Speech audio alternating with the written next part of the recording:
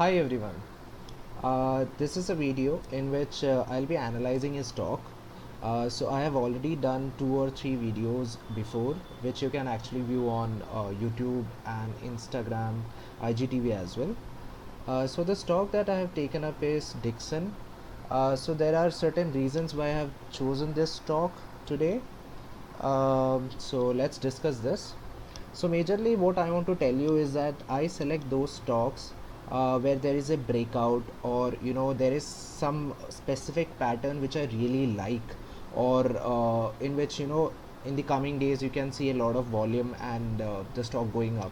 Those kind of stocks I majorly take as a part of these kind of videos, and I analyze it in a sense that you can make out the ways in which you can analyze a stock technically. So let's start. So this is the chart. This is I have right now made it in 1 day time frame. uh, so let me just choose these two tools. Yeah, so here we can see that the stock was in an uptrend, right? Stock is in an uptrend, and right now what I can witness is there is an ascending triangle that's made as a pattern. So when we look at it, we can see an ascending triangle over here.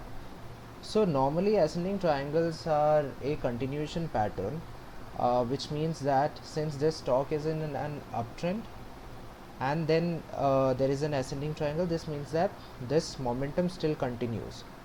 Okay, so this is not a pure cut rule, but normally what we have seen in the most cases is that ascending triangles is a continuation pattern, but sometimes what happens is it can break out below also, and if it breaks out through the this trend line, the below trend line, then there could be a good fall we can see.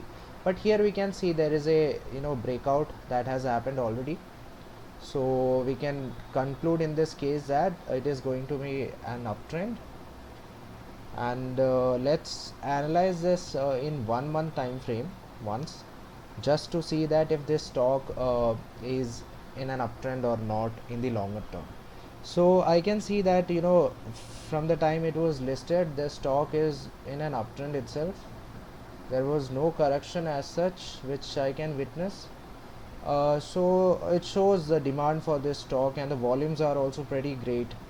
I have already discussed about the aspect of volumes in my previous videos. If you go and watch them, you'll get more idea, but I'll give you a brief about it. So this blue line which I've drawn is a 22-day EMA. So whenever the volume is more than this 22-day EMA, it means that there is a good volume, good substantial volume that you can consider in the stock. So right now, basically what why I do this is, whenever I want to confirm that it's a breakout, then I will look at the volume as well. If the volume also shows me that there is a volume breakout in the stock, then it means that it's a pure cut buy. You can go ahead with your analysis. So in this case, we will analyze if this is a pure breakout or just a fake out.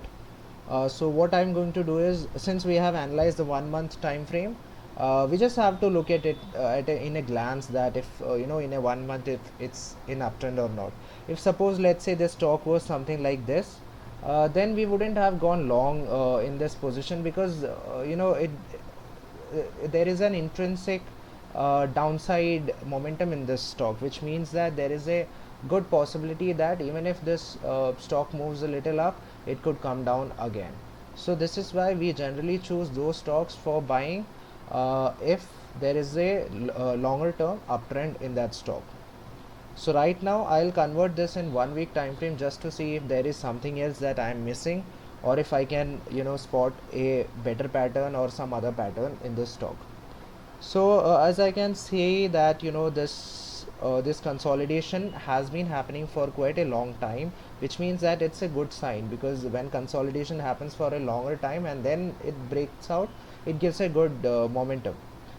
So because this is a neutral area, where sellers and buyers both were confused as to if we should enter or not. So it was a consolidation move. It was in a sideways, and right now it has given a breakout. So let us analyze the volume in 1 day time frame.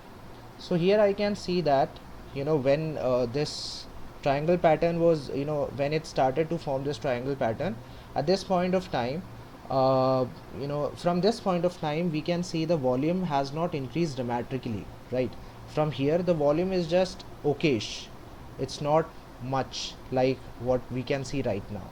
Or even here there was a good volume when we have seen this thing, but again it couldn't break this part. But this time again it revisited here and it broke this. So it's a good good area to enter. So I'll tell you when can you enter exactly. So right now I can see that this is the breakout candle, which exactly I can spot this breakout candle because here the volume has increased dramatically, right? It's much bigger than what 22-day EMA shows.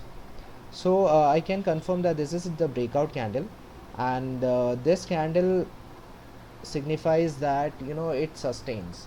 So basically, if suppose let's say today this candle would have gone down, it means that there is not much buying volume in the stock, or there is not much buyers, because of which this stock is going down, and this was just a speculation, because of which this would have been a fake out. So right now we can confirm that this is not a fake out, because even today it sustained, so it's a pretty good buy for a good term. And what we will do is, what I usually do is, I'll basically buy some portion over here, and then if there is a retest again, I'll buy again. So it's kind of risk management strategies which you can take as per your analysis and as per your usual trading style. But again, my aim is just to show you different patterns and how I trade. So again, this is just my opinion and my analysis. You can do your own analysis in this stock if you want to, and if you see a good potential, you can enter as per your risk management strategies.